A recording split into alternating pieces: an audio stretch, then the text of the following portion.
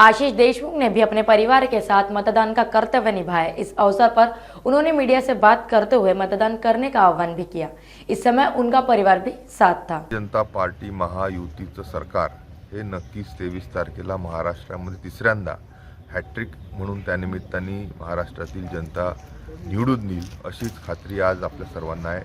माझ्या सावनेर कळमेश्वर विधानसभा क्षेत्रामध्ये अतिशय उत्साहवर्धक असं वातावरण सातत्याने पाहिलं आणि मला 100 नाही 1000% खात्री आहे की 23 तारखेला सावनेर कळमेश्वर विधानसभा क्षेत्राचे आमदार हा आशिष देशमुख झाल्याशिवाय राहणार नाही।